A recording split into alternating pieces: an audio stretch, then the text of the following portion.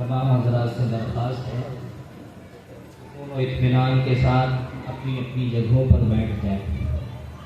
دیکھو یہ مجلس حضور اکرم صلی اللہ علیہ وسلم کے تذکرے کی ہے، لہذا اس مجلس کے بہت سے آداب ہیں، ان آداب کی رعایت کرتے ہوئے تمام حضرات سے درخواست ہے کہ وہ اپنی اپنی مجلسوں میں بیٹھ جائیں۔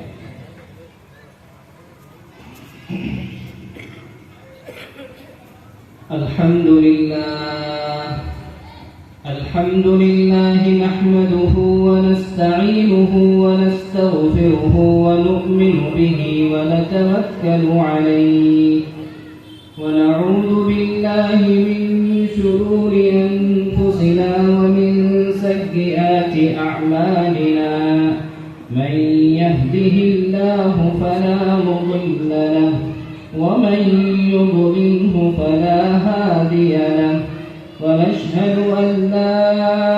إله إلا الله وحده لا شريك له وأشهد أن سيدنا وحبيبنا ومولانا محمد صلى الله عليه وسلم قال الله تبارك وتعالى في القرآن المجيد والفرقان الحميد فأعوذ بالله من الشيطان الرجيم بسم الله الرحمن الرحيم كل نفس ذائقة الموت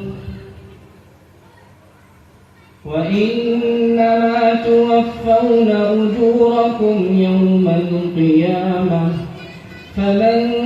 زحزح عن النار وأدخل الجنة فقد فاز وما الحياة الدنيا إلا متاع الغرور وقال الله تبارك وتعالى لقد كان لكم في رسول الله أسوة حسنة وقال الله تبارك وتعالى لقد من الله على المؤمنين إذ بعث فيهم رسولا من أنفسهم يتلو عليهم آياته ويزكيهم ويعلمهم الكتاب والحكمة وإن كانوا من قبل لفي ضلال مبين صدق الله العظيم۔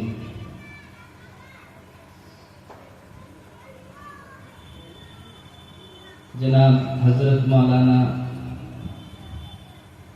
اقبال صاحب ندوی جو کہ ہمارے مشفق اور مربی استاذ بھی ہیں اور ایک طرح سے سرپرست بھی ہیں، جو اس مجلس میں تشریف فرما ہے، مہمان اعظام، عزیز نوجوانوں اور ایمانی بھائیوں، اللہ رب العزت کا ہم سب پر بے حد احسان ہے، اس کا کرم ہے کہ اللہ رب العزت نے ایسی مجلس کا ہم سب کو حصہ بنایا ہے کہ جس مجلس میں حضور اکرم صلی اللہ علیہ وسلم کا تذکرہ، چیزیں نسبتوں سے بڑھ جاتی ہیں، مجلسیں بہت سے عنوانات سے لگائی جاتی ہیں، لیکن اس مجلس کی خصوصیت، اس مجلس کی اہمیت اس وجہ سے بڑھ گئی کیونکہ اس مجلس کی نسبت حضور اکرم صلی اللہ علیہ وسلم کے تذکرے سے، اور پھر کیوں نہ ہو کہ جس کے صدقے میں پورے کائنات کو سجایا گیا ہو، جس کے صدقے میں، جس کے وجود کے صدقے میں اس کائنات کا وجود بخشا گیا ہو، یعنی اگر حضور اکرم صلی اللہ علیہ وسلم کو بنانا مقصود نہ ہوتا، آپ کو اس دنیا میں بھیجنا مقصود نہ ہوتا، تو اللہ رب العزت اس کائنات کو نہ بناتا، اس کائنات کے نظام کو نہ چلاتا۔ تو اس سے آپ اندازہ کریں کہ کس شخصیت اور کس ذات گرامی کے تذکرے کے لیے ہم اور آپ بیٹھے ہوئے ہیں۔ دیکھیے ربیع الاول کا مہینہ چل رہا ہے، اور یہی مہینہ سرکار دو عالم تاجدار مدینہ محمد عربی جناب محمد مصطفیٰ صلی اللہ علیہ وسلم کی ولادت کا ہے۔ تو مختلف آپ کی کیونکہ جلسے کا جو عنوان دیا گیا ہے وہ سیرت النبی، یعنی نبی پاک صلی اللہ علیہ وسلم کی سیرت ہے۔ اب سیرت کے بہت سارے پہلو ہو سکتے ہیں، آپ کی زندگی کے بہت سارے پہلو ہیں، ظاہر سی بات ہے کہ مختصر وقت میں ہر پہلو پر بات اور مذاکرہ نہیں ہو سکتا۔ البتہ میں چند منٹ میں انشاءاللہ حضور اکرم صلی اللہ علیہ وسلم کی بعثت کا مقصد کیا تھا، حضور اکرم صلی اللہ علیہ وسلم کی آمد کا مقصد کیا تھا، نبی اور انبیاء جو حضور اکرم صلی اللہ علیہ وسلم سے پہلے آئے ان کا مقصد کیا ہوتا تھا، سوال ہم آپ کے ذہن میں پیدا کر رہے ہیں۔ اگر آپ اس سوال کو اپنے دل میں اتاریں اور اس کے بعد پھر بات کو غور سے سنیں گے تو انشاءاللہ بات مکمل سمجھ میں آئے گی۔ سوال ہم یہ ذہن میں بٹھانا چاہتے ہیں کہ آپ اپنے ذہن میں یہ سوال پیدا کیجئے کہ آخر انبیاء کو، نبیوں کو، رسولوں کو اس دنیا میں کیوں بھیجا جاتا تھا، اس دنیا میں حضور اکرم صلی اللہ علیہ وسلم کو کیوں بھیجا گیا، آپ کی بعثت کیوں ہوئی، اس کا مقصد کیا ہے۔ جب مقصد سمجھ جائیں گے تو حضور اکرم صلی اللہ علیہ وسلم کی سیرت سے ہم استفادہ کرنے والے بن جائیں گے۔ اگر حضور اکرم صلی اللہ علیہ وسلم کی بعثت کا مقصد ہی نہیں سمجھیں گے تو ظاہر سی بات ہے کہ آپ کی ذات گرامی سے ہم استفادہ کیسے کریں۔ لہذا سب سے پہلی بات یہ ہے کہ آخر حضور اکرم صلی اللہ علیہ وسلم کو اس دنیا میں کیوں بھیجا گیا یا رسولوں کو کیوں بھیجا گیا، تو اس تعلق سے خود قرآن پاک صاف طور پر رہبری کرتا ہے اور فرمایا قرآن پاک کے اندر یا ایھا الرسول بلغ ما انزل الیک من ربک وَإِن لَّمْ تَفْعَلْ فَمَا بَلَّغْتَ رِسَالَتَهُ کہ اے نبی جی آپ ان تمام احکامات کو جو آپ پر خدا کی طرف سے نازل کیا گیا ہے لوگوں تک پہنچا دیجئے۔ اگر آپ نے ایسا نہ کیا تو آپ نے رسالت کا حق نہ ادا کیا۔ یہ آیت بعثت کے مقصد کو واضح کرتی ہے کہ آخر نبی اس دنیا میں کیوں آئے تھے، نبی کے آنے کا مقصد کیوں تھا۔ انبیاء جو اس دھرتی پر بھیجے جاتے تھے ان کا بنیادی مقصد یہ ہوتا تھا کہ اللہ کے پیغام کو، اللہ کے احکامات کو لوگوں تک پہنچانا، لوگوں کو اللہ سے جوڑنا، لوگوں کے تعلق کو اللہ سے مضبوط کرنا، یہ بنیادی مقصد نبیوں کا، رسولوں کا ہوا کرتا تھا۔ چنانچہ اسی مقصد کو لے کر جناب محمد رسول اللہ صلی اللہ علیہ وسلم اس دنیا میں تشریف لائے۔ اس دنیا میں ہماری رہبری کے لیے، ہماری رہنمائی کے لیے، اللہ تک پہنچنے کے راستے کو بتلانے کے لیے، اللہ سے رشتے کو مضبوط کیسے کیا جائے اس کے طریقہ کار کو بتلانے کے لیے جناب محمد رسول اللہ صلی اللہ علیہ وسلم اس دھرتی پر تشریف لائے۔ اور یہ بات یقینی ہے، بلا شک اس میں کوئی گنجائش نہیں ہے کہ اس دھرتی پر سکون، اس دھرتی پر اطمینان اور اس دھرتی پر راحت اگر کسی طریقے میں مل سکتی ہے وہ جناب محمد رسول اللہ صلی اللہ علیہ وسلم کے طریقے میں۔ چنانچہ اس دھرتی کو بچانے کے لیے، اس انسان کو جو اس دھرتی پر بستا ہے اس کو بچانے کے لیے، اس کی رہبری کے لیے اللہ رب العزت نے انبیاء کو بھیجا اور خود جناب محمد رسول اللہ صلی اللہ علیہ وسلم کو اس دنیا میں بھیجا۔ آپ غور کر لیجئے کہ آپ کی بعثت سے پہلے جو دنیا کا ماحول تھا، دنیا کا جو نظام تھا، اور اس کے بعد جب اللہ کے نبی صلی اللہ علیہ وسلم اس دنیا میں تشریف لائے، پھر کیسا ماحول قائم ہوا، کیسے لوگوں کی تربیت ہوئی، کیسے ان کے صفات اچھے ہو گئے، اس پر غور کریں گے تو واضح طور پر سمجھ میں آ جائے گا کہ آخر حضور اکرم صلی اللہ علیہ وسلم کس انقلاب کے لیے آپ کو اس دھرتی پر بھیجا گیا تھا۔ آپ کی اس دنیا میں تشریف لانے سے پہلے دنیا کا جو حال تھا وہ ظلم کا تھا،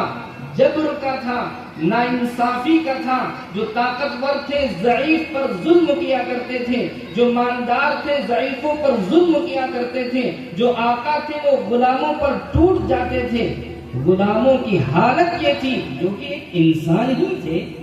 ایک انسان ہی تھے، لیکن دنیا کا اس وقت کا ایسا نظام تھا کہ غلاموں کے جسموں پر کپڑا لپیٹ کر، اس پر آگ لگا کر، پھر مالدار اس کی روشنی میں کھانا کھاتے تھے۔ ذرا ظلم کا تصور کریں کہ دنیا کیسے ظلم میں پھنسی تھی حضور اکرم صلی اللہ علیہ وسلم کی اس دنیا میں آنے سے پہلے،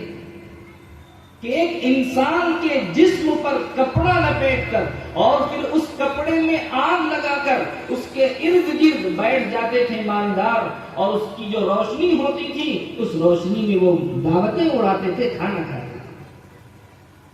بیٹیوں کی پیدا کسی گھر کے اندر ولادت کی خبر ہوتی تو وہاں کے چودھری لوگ آ کر ارد گرد بیٹھ جاتے اور یہ انتظار کرتے تھے کہ آخر یہ دیکھا جائے کہ پیدا ہونے والا بچہ ہے یا بچی۔ اگر کسی بچی کی پیدائش ہوتی تھی تو اس کی ایک چیخ بھی نہیں نکل پاتی تھی کہ اسے گاڑ دیا جاتا تھا۔ یہ معاشرہ تھا۔ خود حضرت جعفر رضی اللہ عنہ نے جو نجاشی کے دربار میں جو حالات کی، جو کارگزاری بیان کی، اگر آپ اس کو سمجھیں تو مختصر طور پہ جو انہوں نے پیش کیا وہ بعثت کے اللہ کے نبی صلی اللہ علیہ وسلم کی بعثت سے قبل کا جو منظر ہے وہ بالکل واضح ہو جاتا ہے۔ حضرت جعفر رضی اللہ عنہ نے نجاشی کے دربار میں یہی تو کہا تھا کہ ہم بتوں کی پوجا کرتے تھے، ہم شرک کرتے تھے، ہم پتھروں کی پوجا کرتے تھے، ہم ظلم کرتے تھے، ہم میں سے طاقتور کمزوروں پر ظلم کرتا تھا۔ چنانچہ اسی میں اللہ رب العزت نے جب ہم پر ترس کھائے تو حضور اکرم صلی اللہ علیہ وسلم کو بھیجا، ہم نے ان کی بات مانی اور ہم ظلم کے نظام سے نکل گئے۔ تو میرے عزیزوں، جب حضور اکرم صلی اللہ علیہ وسلم کی بعثت ہوتی ہے، پھر آپ کو نبوت 40 سال کی عمر میں نبوت ملتی ہے اور پھر احکامات نازل ہونا شروع ہو جاتے ہیں۔ پھر جب حضور اکرم صلی اللہ علیہ وسلم اپنی محنت شروع کرتے ہیں تو اس محنت کے نتیجے میں جو ایک جماعت وجود میں آتی ہے، انہی لوگوں کی جماعت ہوتی ہے جو اس اسلام میں آنے سے پہلے اور نبی کے دامن کو پکڑنے سے پہلے جو آپس میں چھوٹی چھوٹی باتوں پر 40 سال تک جنگیں کیا کرتے تھے، جو ظلم کیا کرتے تھے، جو بتوں کی پوجا کرتے تھے، جو حرام مال کھا لیا کرتے تھے، لیکن جب ان لوگوں پر حضور اکرم صلی اللہ علیہ وسلم نے محنت کی، انہیں اسلام کی جھولی میں لے کر آئے اور وہ جب محمد مصطفیٰ صلی اللہ علیہ وسلم کی غلامی اختیار کی تو میرے عزیز ساتھیوں، چند سالوں کے اندر پورا نظام بدل گیا اور دنیا رحمت اور سکون کے سائے میں آنے لگی۔ تو حضور اکرم صلی اللہ علیہ وسلم کا اس دھرتی پر آنے کا بنیادی مقصد یہ تھا کہ اس دھرتی پر بسنے والے ہر انسان کو خدا پاک کا احکام اور خدا تعالیٰ کی جو تعلیمات ہیں اس کو لوگوں میں پھیلائیں اور لوگوں کو ظلم سے نکالیں۔ یہ بنیادی پیغام تھا۔ اور میرے عزیز ساتھیوں، یہ بات بھی واضح طور پر قرآن پاک میں بیان کر دی گئی کہ جب ہم نے نبی کو بھیج دیا، جب ہم نے رسول کو بھیج دیا، جب ہم نے اپنی ہدایات کو، اپنی تعلیمات کو نازل کر دیا، تو اب کوئی گنجائش نہیں بچتی ہے کہ اس دھرتی پر کامیابی کے لیے کسی دوسرے طریقہ کار کو اپنایا جائے یا کسی دوسرے طریقہ کار کو تلاش کیا جائے یا کسی دوسرے مذہب یا کسی دوسری کمیونٹی کے رسم و رواج کو اختیار کیا جائے. اب اس کی کوئی گنجائش نہیں. جب ہماری ہدایت کے لیے، ہماری رہنمائی کے لیے، ہماری کامیابی کے لیے اللہ رب العزت نے نبی پاک صلی اللہ علیہ وسلم کو اس دنیا میں بھیج دیا، تو اب کامیابی اگر ملے گی اس دنیا کی تو حضور اکرم صلی اللہ علیہ وسلم کے طریقے میں ملے گی، حضور اکرم صلی اللہ علیہ وسلم کی سیرت پر چل کر ملے گی، حضور اکرم صلی اللہ علیہ وسلم کی ہدایات کو اپنا کر ملے گی، حضور کی ایک ایک سنت کو اپنا کر. اسی میں میرے عزیز ساتھیوں کامیابی ملے گی. سب سے پہلی بات جو ہم آپ کے سامنے ذکر کرنا چاہتے ہیں کہ ہم سب سے پہلے اپنی کامیابی کو طے کریں کہ آخر کامیابی کیا ہے. آج نوجوان کامیابی کو سمجھتا نہیں. آج ہمارا نوجوان، ہم مسلمان کامیابی کا معیار یہ سمجھتے ہیں کہ جو ہمارے محلے میں، ہمارے گاؤں میں تھوڑا پیسے والا ہو گیا ہے وہ کامیاب ہے، گاڑی والا وہ کامیاب ہے، عہدے والا وہ کامیاب ہے. میرے عزیز ساتھیوں، قرآن پاک نے ان لوگوں کو کامیاب نہیں کہا ہے. قرآن پاک میں ان لوگوں کو کامیاب نہیں کہا ہے. جس چیز کو ہم کامیابی سمجھتے ہیں قرآن اس کو کامیابی نہیں کہتا ہے. قرآن کس چیز کو کامیابی کہتا ہے؟ سنیں کہ کل نفس ذائقۃ الموت وانما توفون اجورکم یوم القیامہ فمن زحزح عن النار وادخل الجنة فقد فاز وما الحياة الدنيا إلا متاع الغرور. قرآن پاک صاف طور پر بیان کر دیا صاف الفاظ میں کہ دنیا کی کامیابی اور آخرت کی کامیابی اور ایک انسان کی کامیابی اس بات میں مضمر ہے کہ وہ کل قیامت کے دن جہنم سے بچا کر جنت میں داخل کر دیا جائے. یہی انسان کامیاب ہے. اس کے علاوہ سب کے سب ناکام ہیں، سب کے سب نامراد ہیں. کامیابی کا معیار یہ ہے کہ ہم جنت کے راستے پر چل رہے ہوں. کامیابی کا معیار یہ ہے کہ ہم حضور پاک صلی اللہ علیہ وسلم کے بتائے ہوئے راستے پر چل رہے ہوں. کامیابی کا معیار یہ ہے کہ ہمارے اندر وہ اوصاف ہوں جس صفت کا تقاضا قرآن پاک کامیابی کے لیے کرتا ہے. اس لیے اپنی بات کو آگے بڑھاتے ہوئے کہ اب کامیابی کا جب معیار قرآن نے طے کر دیا کہ کامیابی کا معیار یہ ہے جہنم سے بچنا اور جنت میں داخل ہونا، تو جنت میں دخول کیسے ہوگا اور جہنم سے بچنا کیسے ہوگا، اسی پر ہم غور کر لیں گے، بات بالکل واضح ہو جائے گی. یقین کیجئے میرے عزیز ساتھیوں کہ جہنم سے بچنے کے لیے اور جنت میں داخل ہونے کے لیے صرف واحد راستہ ہے، اس کے علاوہ کوئی اور راستہ نہیں ہے. وہ راستہ ہے محمد عربی تاجدار مدینہ جناب محمد الرسول اللہ صلی اللہ علیہ وسلم کا راستہ ہے. یہ چیز بھی واضح طور پر بتا دی گئی کہ اتباع سنت کے علاوہ کوئی دوسرا راستہ کامیابی کا نہیں ہے، کوئی دوسرا طریقہ کار نہیں ہے. اتباع سنت سے ہٹو گے تو اللہ کے غضب کے مستحق ہوگے، اللہ کی محبت تک نصیب نہیں ہوگی، اللہ کا قرب تک نصیب نہیں ہوگا. اگر اللہ تک پہنچنا ہے، اللہ کی محبت تک پہنچنا ہے، اللہ کا تقرب حاصل کرنا ہے، کامیاب ہونا ہے، جنت میں داخل ہونا ہے، تو قرآن پاک صاف طور پر اعلان کرتا ہے کہ تم حضور اکرم صلی اللہ علیہ وسلم کی سنتوں کو اپنا لو، آپ کی سیرت کو اپنا لو، آپ کے طریقہ کار کو اپنا لو. اللہ تم سے محبت کرنے لگے گا، اللہ تم کو اپنا مقرب بنا لے گا. فرمایا ان کنتم تحبون اللہ فاتبعونی یحببکم اللہ. اللہ رب العزت نے اس بات کا صاف اعلان کر دیا کہ اے نبی جی آپ ان لوگوں سے کہہ دیجئے کہ اگر یہ اللہ کی محبت چاہتے ہیں، اللہ کا تقرب چاہتے ہیں تو نبی کی پیروی کریں، نبی کی اتباع کریں. نبی کی اتباع سے ہٹ کر میرے عزیز ساتھیوں کوئی اور جگہ نہ اللہ کی محبت ہے، نہ اللہ کا قرب ہے، نہ اللہ کی طرف سے مغفرت ہے۔ یہ بڑے افسوس کی بات ہے میرے عزیز ساتھیوں۔ اسی وجہ سے اللہ رب العزت نے حضور اکرم صلی اللہ علیہ وسلم کی زندگی کو، آپ کی سیرت کو کامیابی کے لیے نمونہ قرار دیا ہے۔ نمونہ قرار دیا۔ نمونہ اس کو کہتے ہیں جس کی اتباع کی جائے، نمونہ اس کو کہتے ہیں جس کے پیچھے چلا جائے۔ فرمایا کہ لقد کان لکم فی رسول اللہ اسوۃ حسنہ، کہ ایک بہترین زندگی گزارنے کا آپ کے اندر ایک بہترین نمونہ ہے، اور کسی نمونے سے فائدہ اس وقت تک ہم نہیں اٹھا سکتے جب تک کہ دو چیزیں اس نمونے کے ساتھ نہ ہوں۔ سب سے پہلی چیز کہ اس نمونے سے ہمارا اعتقاد ہو، اس نمونے سے ہمارا اعتقاد ہو، اور دوسری چیز ہے کہ اس نمونے سے محبت ہو۔ دو چیزیں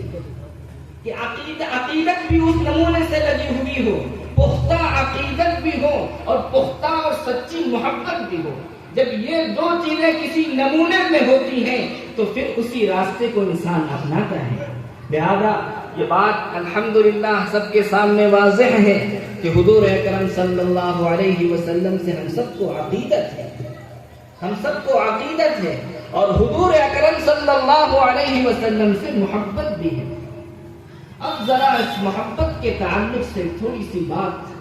کر کے ہم اپنی بات مکمل کریں گے کہ آج محبت کا دعویٰ حضور سے سب کو ہے۔ آج بچہ بچہ حضور اکرم صلی اللہ علیہ وسلم سے محبت کا دعویٰ کرتا ہے۔ آج مسلمان کا ہر نوجوان، اس امت کا ہر فرد حضور اکرم صلی اللہ علیہ وسلم سے محبت کا دعویٰ کرتا ہے۔ اگر سامنے والا کوئی گستاخی کے کلمات کہہ دے تو آج کا نوجوان مرنے مارنے پر بھی اتر آئے گا۔ لیکن میرے عزیز ساتھیوں، اگلی بات تھوڑی کڑوی ضرور ہوگی لیکن سچائی پر مبنی ہے کہ میں صاف طور پر اس بات کا اعلان کرتا ہوں کہ آج کی ہماری محبت، آج کی نوجوانوں کی محبت صرف دعوے پر مبنی ہے، حقیقت پر نہیں ہے۔ آج کل حضور اکرم صلی اللہ علیہ وسلم کی جو محبت کا اظہار ہے، جو امت کے افراد محمد صلی اللہ علیہ وسلم سے عشق کا اظہار کرتے ہیں، یہ اظہار صرف دعوے پر ہے، حقیقت پر نہیں ہے، حقیقت پر نہیں ہے۔ اور کسی چیز کا وعدہ اور کسی چیز کا اثر اس وقت تک نہیں ہو سکتا جب تک کہ وہ حقیقت میں نہ آ جائے۔ ایمان کا دعویٰ چاہے جتنا کر لیجئے، ایمان کے بول چاہے جتنا بول لیجئے، اگر ایمان حقیقت میں نہیں ہے تو ایمان اپنا اثر نہیں دکھائے گا۔ اسی طریقے سے حضور اکرم صلی اللہ علیہ وسلم سے محبت، چاہے دعوے چاہے جتنے ہوں، اظہار چاہے جتنا ہو، اگر صحیح معنوں میں محبت نہیں ہوگی تو حضور کی زندگی سے استفادہ نہیں کر سکتے۔ اس لیے ضرورت اس بات کی ہے، خصوصاً نوجوان ہماری بات کی طرف توجہ کریں کہ یہ جو ہماری محبت ہے حضور اکرم صلی اللہ علیہ وسلم سے، یہ کس طریقے سے حقیقت میں تبدیل ہو جائے، اس کے لیے محنت کرنی پڑے گی، اس کے لیے قربانی دینی پڑے گی۔ اور جس دن ہماری محبت حضور اکرم صلی اللہ علیہ وسلم سے حقیقت میں تبدیل ہو جائے گی، ہم حضور اکرم صلی اللہ علیہ وسلم کی پیروی کرنے والے بن جائیں گے۔ محبت کا تقاضا ہی ہوتا ہے محبوب کی اتباع، محبت کا تقاضا ہی ہوتا ہے محبوب کی اتباع۔ اگر حضور سے ہماری محبت ہے، حضور سے عشق ہے، تو ہماری زندگی سنت کے خلاف کیوں ہے؟ ہماری زندگی قرآنی تعلیمات کے خلاف کیوں ہے؟ ہماری زندگی حدیث پاک کے مخالف کیوں ہے؟ اس پر غور کرنا چاہیے۔ آج کا نوجوان اعلان کرے گا کہ مصطفیٰ کا دامن نہیں چھوڑیں گے، لیکن داڑھی نہیں ہے، نماز نہیں ہے، اچھے اخلاق نہیں ہے، زبان سچی نہیں ہے، آنکھیں اچھی چیزیں نہیں دیکھتی، زبان اچھی چیزیں نہیں بولتی، کس زبان سے وہ حضور کا دامن پکڑے ہوئے ہیں؟ حضور کا دامن کیسے پکڑے ہوئے ہیں؟ ارے اگر ہم حضور کا دامن پکڑے ہوتے، اگر حضور کی زندگی کو اختیار کیے ہوتے تو آج ہمارے چہروں پر داڑھی ہوتی، کیونکہ ہمارے آقا صلی اللہ علیہ وسلم کے چہرے پر داڑھی تھی۔ آج نوجوانوں کو داڑھی اچھی نہیں لگتی، نوجوانوں کو اسلامی لباس اچھا نہیں لگتا، نوجوانوں کو اسلامی طریقہ کار شادی میں اچھا نہیں لگتا، آج کے مسلمان کو اسلامی تجارت اچھی نہیں لگتی، اسلامی معاملات اچھا نہیں لگتا، اسلامی اخلاق اچھا نہیں لگتا، اور نبی کا دامن نہیں چھوڑیں۔ ذرا سوچو میرے عزیز ساتھیوں، غور کرو ہم اپنی باتوں پر، اپنے دعوے پر غور کریں اور حقیقت کی طرف دیکھیں۔ اس لیے میرا وقت مکمل ہو گیا، میں آخری پیغام آپ کو دے کر اپنی بات کو ختم کریں گے کہ ہم سارے نوجوانوں کو مخاطب کر رہے ہیں کہ آج اس اجلاس کے بعد یہ عزم کر کے اٹھیں کہ ہم اپنے محبت کے دعوے کو حقیقت میں بدلیں گے۔ ہم حضور اکرم صلی اللہ علیہ وسلم کی ایک ایک ہدایات کو، زندگی کے ایک ایک پہلو کو اپنی زندگی میں لائیں گے، سنت کو اپنے اوپر سجائیں گے، سنت طریقے پر زندگی گزاریں گے، سنت طریقے پر اٹھیں گے، بیٹھیں گے، سنت طریقے پر کھانا کھائیں گے۔ میرے عزیز ساتھیوں، محبت کا تقاضا یہی ہے کہ جس طریقے سے ہمارے آقا نے کھانا کھایا ہم بھی کھانا کھائیں گے، جس طریقے سے ہمارے آقا نے معاملات کیے ہم اسی طریقے سے معاملات کریں گے، جس طریقے سے ہمارے نبی نے تجارت کی ہم اسی طریقے پر تجارت کریں گے، جس طریقے پر نبی نے زندگی گزاری ہم بھی اسی طریقے پر زندگی گزاریں گے تو سچے عاشق رسول بن جائیں گے، سچے محب رسول بن جائیں گے۔ اور دوسرا پیغام بنیادی طور پر، مختصر طور پر یہ دینا چاہتے ہیں، عاشق رسول کا کام اور محب رسول کا کام جس طریقے سے اپنی زندگی کو سنت کے مطابق ڈھالنا ہے، اسی طریقے سے حضور اکرم صلی اللہ علیہ وسلم کے مشن کو، آپ کی فکر کو لے کر گاؤں گاؤں پھرنا، قریہ قریہ پھرنا، یہ بھی ہم نوجوانوں کا کام ہے، ہم عاشق رسولوں کا کام ہے۔ اگر عاشق رسول ہیں، محب رسول ہیں تو حضور کی سنت کو گھر گھر پہنچانے کی کوشش کریں گے، حضور کی تعلیمات کو گاؤں گاؤں پہنچانے کی کوشش کریں گے، حضور کے ارشادات کو شہر شہر، اسٹیٹ اسٹیٹ اور ملک ملک تک پوری دنیا میں حضور اکرم صلی اللہ علیہ وسلم کی تعلیمات کو پہنچائیں گے۔ اگر یہ دو باتیں اختیار کر لیں کہ خود کی زندگی سنت کے مطابق ڈھال لیں اور اس سنت کو لے کر پورے عالم میں پھرنے والے بن جائیں تو اللہ کے نزدیک ہم سچے محب رسول بھی بن سکتے ہیں اور سچے عاشق بھی بن سکتے ہیں۔ بس انہی باتوں پر اپنی بات مکمل کرتے ہیں، اللہ سے دعا کرتے ہیں کہ اللہ تعالی ہم سب کو کہنے سے زیادہ عمل کی توفیق عطا فرمائے۔